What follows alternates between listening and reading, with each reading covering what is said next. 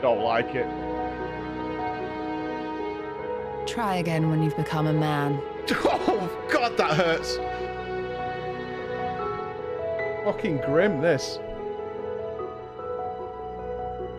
Before the Shadowbringers expansion, I had cried one time at a video game. Once! I'm actually gonna cry. Oh my god. Shit, trash weed game.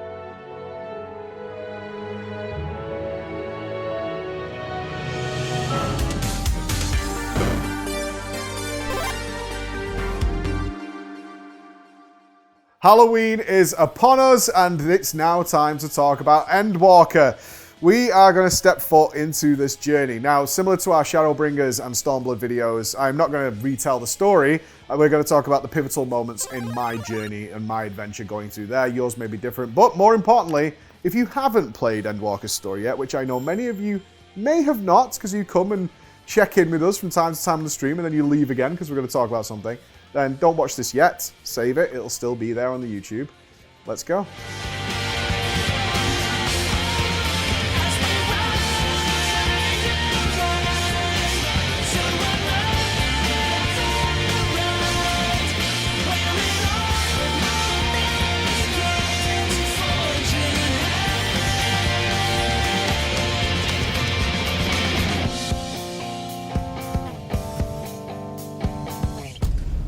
So the first place I want to talk about, of course, is the introduction of Charlian. Immediately, you can tell that the place is a scam. A deeper secret is hiding in this land of scholars and education that they're not going to let us onto. Emilians was a wonderful character, but Father Levior, he quickly grew to be heavily on my dislike list. He was supposed to, so that's fine, and I cared little for that, but more for the theories of what Charlian was up to behind the scenes. Even without seeing the trailer and Y'shtola's inevitable speech to the council, my mind was racing every time we spoke with someone who represented them. This isn't to say I didn't understand where they were coming from. The scholarly types not interfering with the affairs of man who are warmongering idiots is hardly like a new concept or anything. That alone is not enough to explain disowning the twins or the sheer walls being put up by the Charlian Council in regard to any form of progress. All the early information I had about what was going on led me down so many roads. And let's face it, theory crafting about what might be happening in the MSQ is one of the best parts of playing the game. All the way through Shadowbringers and Stormblood, there had been breadcrumb trails about Hydaelyn. She's been off our radar for so long. And I started to surmise, as I imagine many of you guys did as well, that maybe Hydaelyn isn't good. Maybe Hydaelyn is simply another form of Zodiac. Perhaps she's just a colossal primal looking after us in order to gain worship, in order to become stronger and stronger and stronger. Those doubts about Hydaelyn are also grown by the fact that when she does communicate to us through Kryl, Kryl is left weak and hurt, and we love Kryl. So this feeling, this connection with Hydaelyn is definitely starting to break. It's starting to thin. It's starting to tether. And honestly, at this point, I kind of thought perhaps Hydaelyn is going to ask us to make some kind of sacrifice in order for us to save the world. Similar to what was done all the way back in the ancient times. The Gleaners didn't help with this either. They appeared to be either preparing an arc for Charlian's survival. They clearly knew that the end of the world is coming, but how is it coming? How are they involved? Are they preparing to spare themselves from a potential sacrifice to Hydaelyn? Perhaps they've been in contact with Fandaniel and agreed to some terms that would spare Charlian during the final days, while providing him with things he needed to get it done. My mind was just all over the place. My first stumbling block, though, was actually the Elpis flower. Was this something I should recognize from some other point in the MSQ? Maybe from years ago? I was just stumped on that one. I like it, but I'm not going to get any answers. Radzat was nice, but vague visit. Mentions of emotional power, flowers reacting to emotions. It just left me with more questions. And the whole mystique of Dynamis was just up in the air. I will say that through the events of Endwalker, in Radzat especially, it gave me such a great appreciation of Grahatia.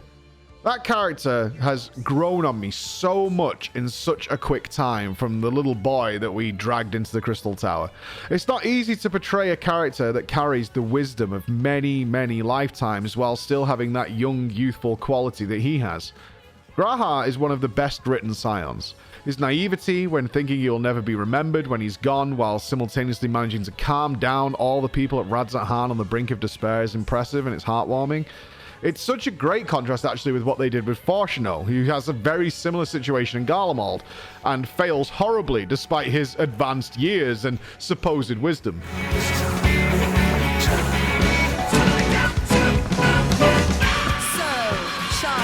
Keep its counsel while the world is lost to ruin. It would. Come what may, we shall live on. We must.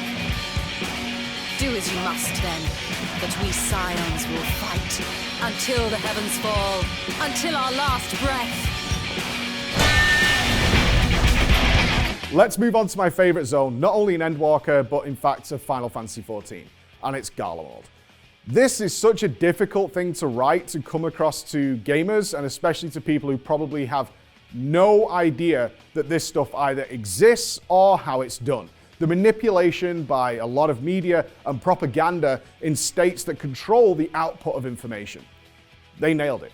They absolutely nailed it. The cold, bleak landscape and the radio, that song on the radio is just fills you with dread when you hear it. Not only because of what happens with it, but the sheer tone of it and meeting the people with their strife. 2 points. There were 2 points here that actually drove Garlemald right into my heart as my favorite zone. And they weren't about Quintus, which is a moment a lot of people really enjoy. The first, of course, is the sisters. The 2 sisters. You go with Alphinaud, one of the most caring individuals in the entire game, and you're just there to offer help. You have been freed. Dobby has been freed. We're here to help you, to take care of you. And no, since the moment they were born, every element of their culture has taught them that you are a monster. You're not even human. You are the other. You are here to shred the flesh from our bones, eat us, pound us into dust, do all sorts of things that we would never do because we are higher, we are upper. When they disappear and you go off searching for them, and ultimately you find their corpses in the snow, it dawns on you, and it was so heavy for me that these people died believing with every fiber of their being that going out in the cold, surrounded by monsters, real monsters that lurk across that horizon, was better than being with you. And they died believing that in their last breath. No.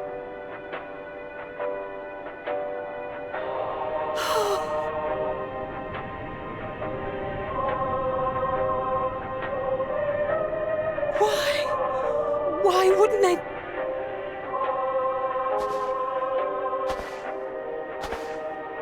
Safer to brave the wilds than trust in our magic.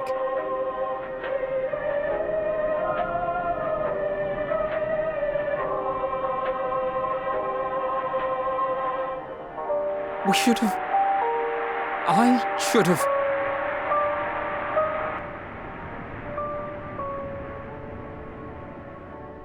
The second point was the twins. The twins in Garlemald being captured by Quintus and him putting the shock collars on them. Okay, this is how it went for me. As soon as he snapped on them shock collars, internally, and not just for reactions purposes, not just for creating clips and things like that, genuinely, from the bottom of my heart, I felt like if anything happened to those characters, I was going to burn everything to the ground. Garlemald was about to face an apocalypse that they just couldn't conceive of. And then it took a moment to reflect on what I was feeling at that moment. I hated Alphinaud. Like, I really hated Alphinaud for a really long time. I was so disappointed when we stepped foot into Ishgard and going into Heavensward that my team was Alphinaud and Tataru. Like, I was furious. Alizé I've always been fond of. Ever since Coils, I actually liked her earlier than that and was curious throughout my Realm Reborn playthrough of when Alizé was coming back. And now this is how I genuinely felt about what was happening to these characters. But then it gets even more poignant. We then have the scene in the train carriage where they're imprisoned, where they're talking to each other. And I look at these two characters who couldn't stand to be near each other, who've been separated more times than we can count. And now they're saying, Alisaie is looking at her brother and knowing that he is the future. He's destined for something great. I can't wait to see what it is, but he is. He is the future of this game. And now this sister who could barely stand to be near him pledges that she will be there every step of the way. She will support him. She will look after him. She will protect him. She will help him. She will do everything she can because she doesn't have what he has. That gift of bringing peace. She has different gifts and they're equally as viable and equally as worthwhile. But now we're watching these two connect in a way that I'm genuinely just so excited for what that payoff is in the future. Also slightly worried that they might rip them apart in some horrible way because it's Final Fantasy XIV. You've found your own reason to fight. Yes. Yes, I have.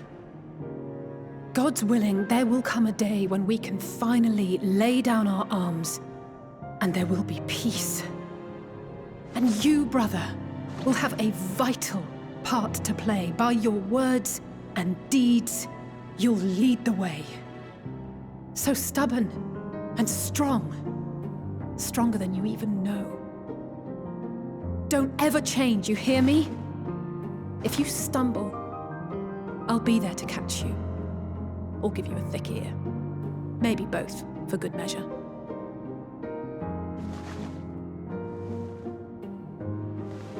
Thank you, Alisaie.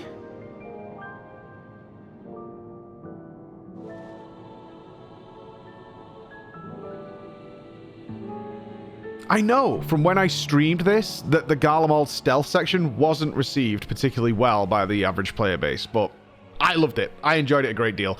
It was stressful. And as I said earlier in the game, it felt to me like Endwalker was when a Scion was going to be heading to the grave.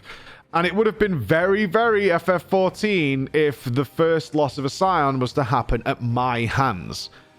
It just would have been completely in character for the frankly hilarious, comical duo of Xenos and Fandaniel to have the Warrior of Light kill one of their close friends for fun, and to also, of course, increase the motivation for the next combat sensual encounter. At this point in Endwalker, it's been so gloomy. A really dark, dour affair. Not that we don't expect that from FF14, but it's been pretty consistent. Usually, and even in Shadowbringers with its harsh moments, they offset it with some levity.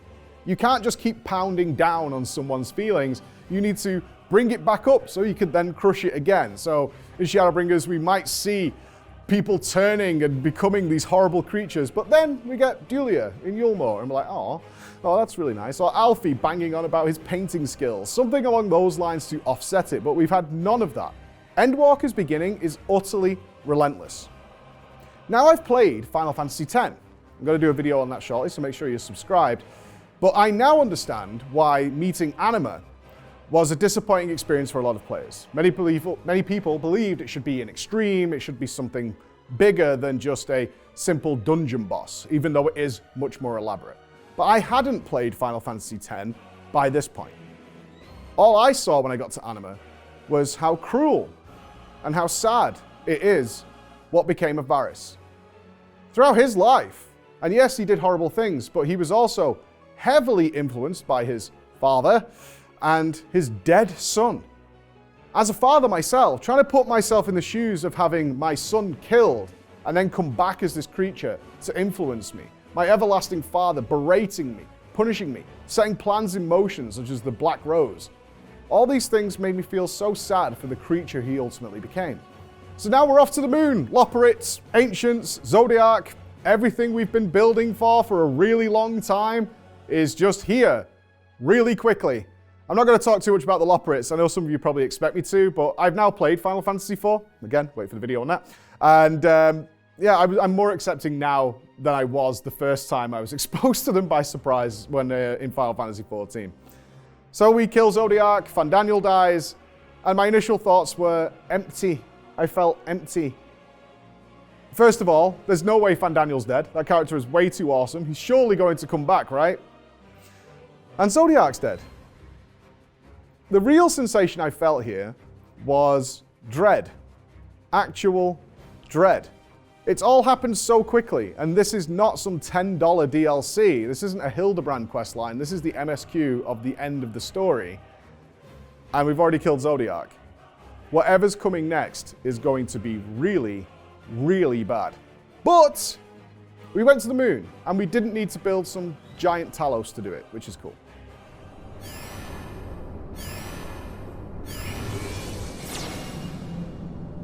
Oh no. La la bunnies.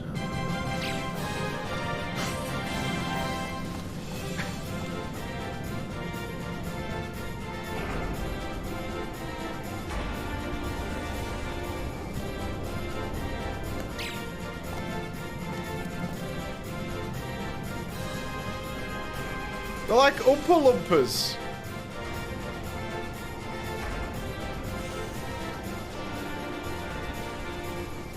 I expect your workstations to be immaculate. And don't forget to relay our signal to Aetheris. Questions? Yes? No? Maybe so? No? Then hop to it!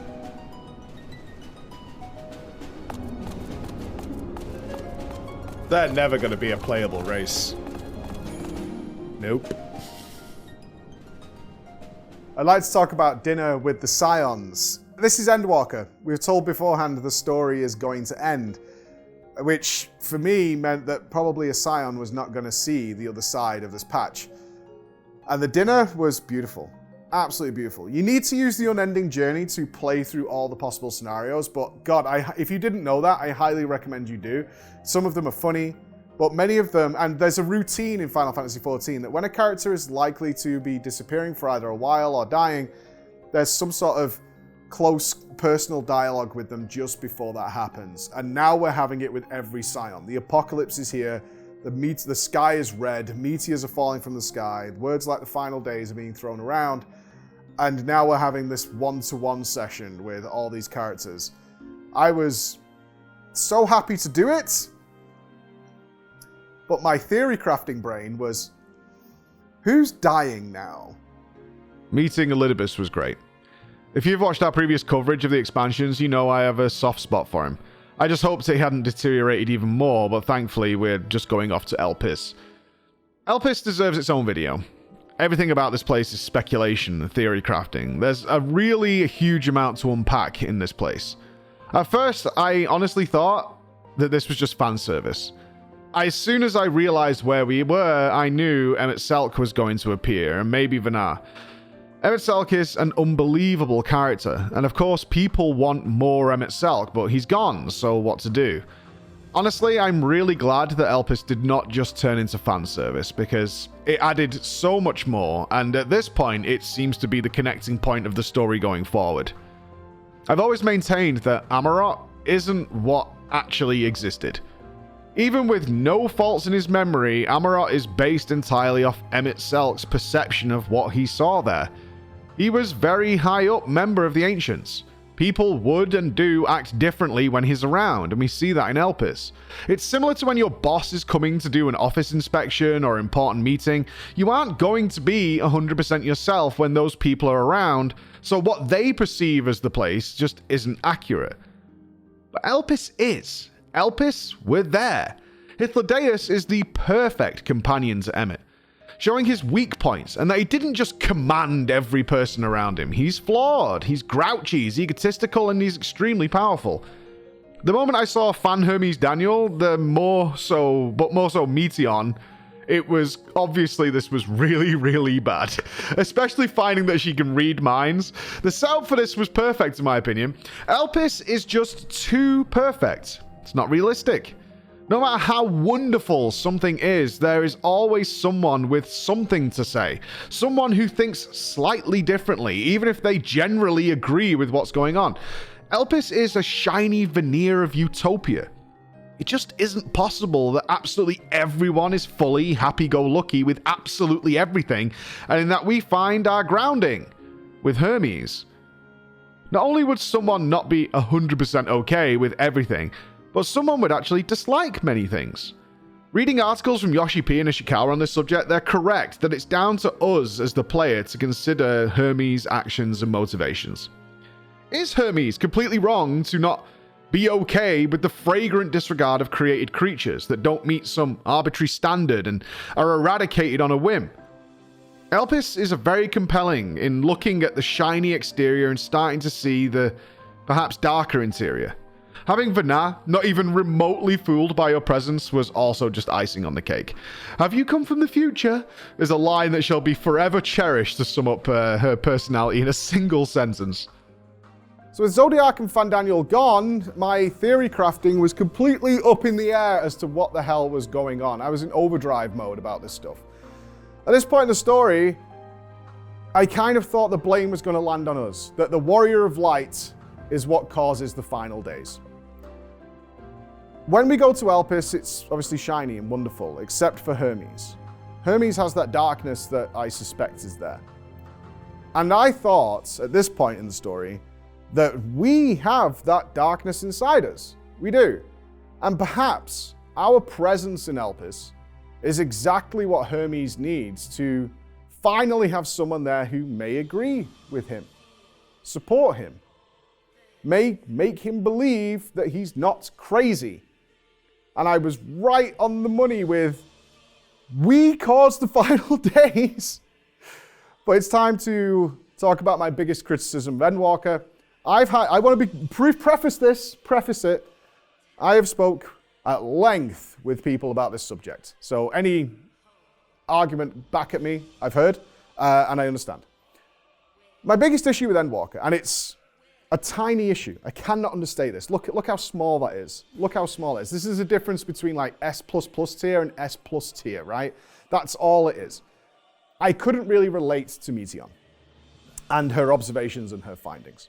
Nihilists obviously exist. They exist in our modern world. They're out there, but it's not what I see every single day. And I'm not just talking about the fact that I'm a streamer and there's a lot of people there who are cheering us on and having a good time. I'm talking about in real life.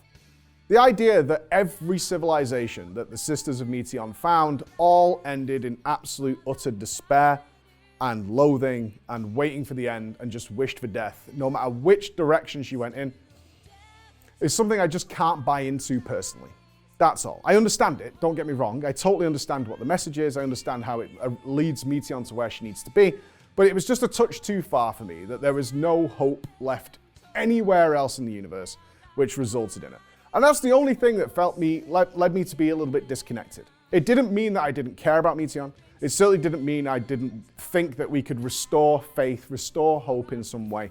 But it was really my only criticism here was understanding Meteion's motivations and what led her to get there, all those kind of things. But when I compare it to the storytelling of, say, Elidibus or Emmett Selk, the biggest thing I walked away with from Emmett Selk's story is that I totally see where he's coming from. I disagree with it, but I could see a different version of me who grew up differently and knew those people would be on Emmett Selk's side. And with Elidibus, this deterioration that he went through from compared to what he used to be, that's something I could relate to with people who've had similar issues in the real world. That was something I could draw on to be even more involved and compare myself and my situation with my children to their situation. But with that out of the way, it is in fact time to rip out my soul and talk about the most heartbreaking moment, I think, for probably most of you watching this right now, and it's the Vanna cutscene. All is excruciating pain. I breathe fire and torment.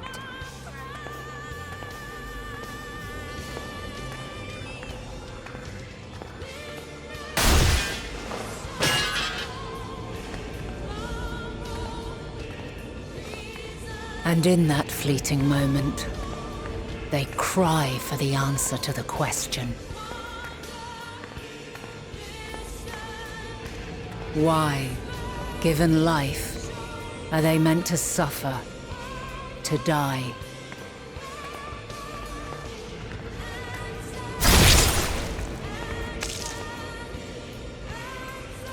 As fragmented, imperfect beings, yours is a never-ending quest.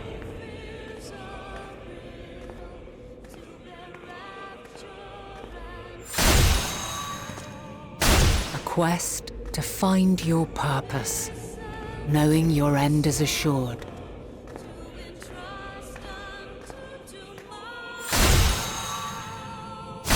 To find the strength to continue when all strength has left you.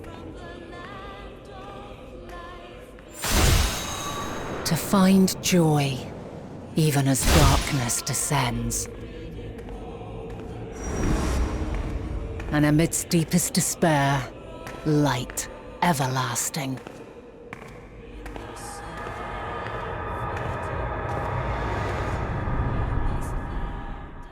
We all know about it. We've all seen it. And it was hard. Really, really hard. Especially, I felt guilty. I don't know if you guys felt guilty, because they do leave these little traces along the way to put doubt in your mind about Heidelin, her motivation, who she might really be, what is her purpose behind it. And then we just get it all like a shotgun blast to the stomach of what's actually been happening. And we have to relive, even briefly, that path that she has walked. That she had to sacrifice everything. And that through it all, as we were doing these fun, interesting things throughout the game, is that she was being cut and hurt and damaged to protect us and to help us. And she just kept going. One foot in front of the other. Just kept on walking, no matter how much it hurt. And I felt so guilty for doubting her. And then seeing it, and I was like, good God. It was heartbreaking. Absolutely heartbreaking. And I think it's possibly the most impactful cutscene in the entire game. I think it would be very, very difficult to put something else up there. Emmett Selks at the end of Shadowbringers is very, very close, but god damn, this was soul tearing. And on top of that, her death. It wasn't anything like Fandaniel's, where I was like, come on, there's got to be more to it. I was okay with it. I was fine with it. She needed to rest. It was time to let her sleep. She'd done enough. She's done her part. And as she lay down and she evaporates into the pieces, I was like, all right, it's up to us now. You've done enough. And how do you get that across in a game? You need about, 6 or 7 years build up to make it happen. But they nailed it. They absolutely nailed it. The meeting of Ariane Mubrida's parents is certainly up there with these kind of moments. I know people would be mad if I didn't mention it. I have a mixed relationship with Ariane. I've said it several times, this is no secret, and I said it during our Shadowbringers video. I have a hard time with deception for the greater good, when it certainly seems like we would have just all benefited from knowing what was going on. I know Yoshi P said he can't watch this scene without crying even today, and I feel a bit of that.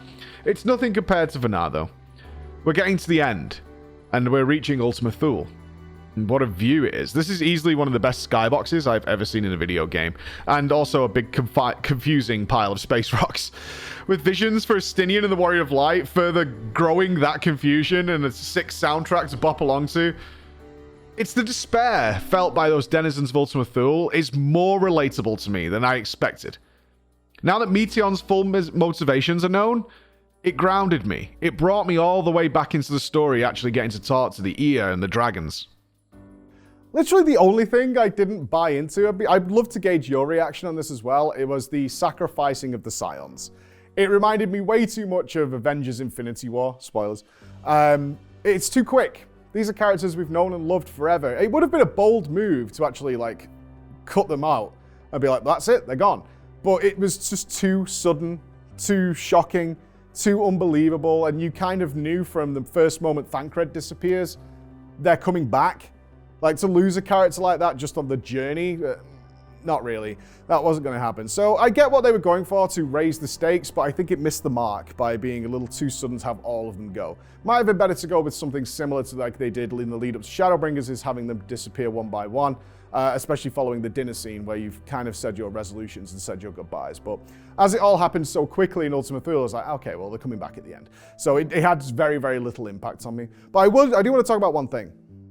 And that was Graha's speech when he goes into the sacrifice. Of all the Scions that disappeared, and believe me, I prefer some of the other Scions to Graha.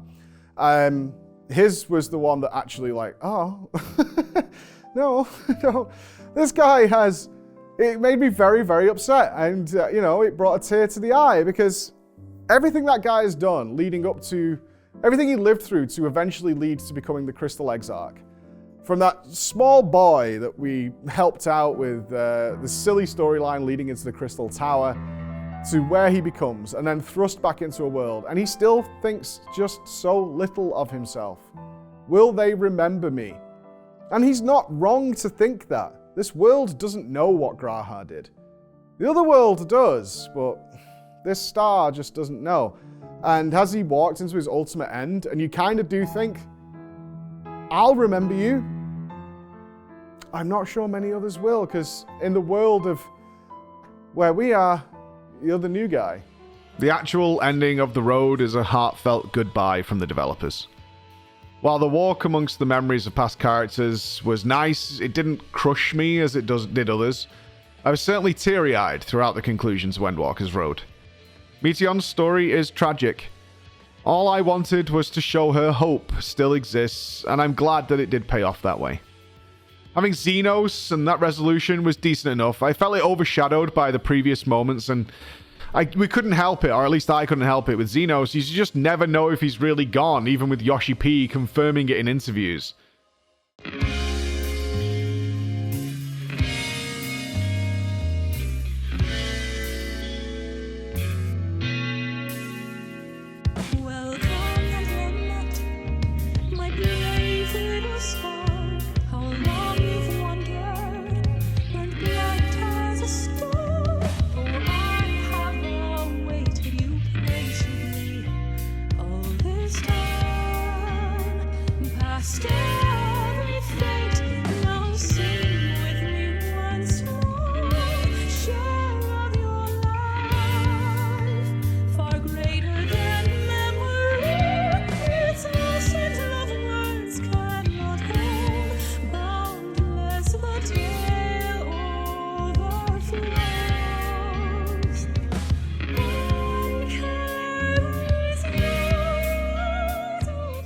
I ended Endwalker fully expecting a Scion to no longer be with us and that the Scions would disband and break up because we were moving into a brand new story, a brand new vision, a totally different direction. We were half right on that, kind of, if you've played the beginning of Endwalker.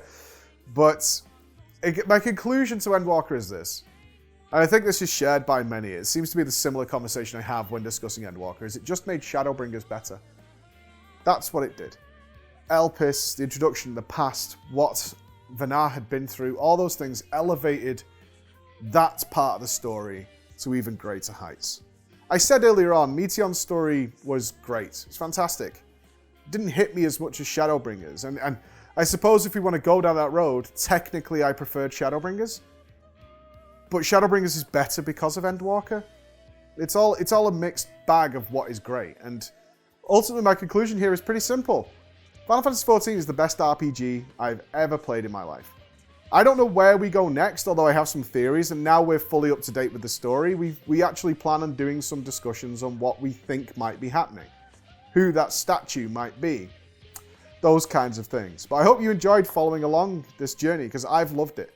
I've loved it from the bottom of my heart, and from day one, when I thought I was going to play this game for a week, and I was going to hate it, and it was going to be all weebo, anime, nonsense constantly, to feel characters that I've been so emotionally invested that I have a visceral reaction to when they're in danger, when they're being harmed, when they're happy, when Ardbert sought that Seto. All those moments, I wouldn't give up for anything. Thank you so much for watching. I look forward to doing some more speculative stuff with you guys and obviously looking at the MSQ going forward. Because I'm going to be here. I'm not going nowhere. See you guys. Bye.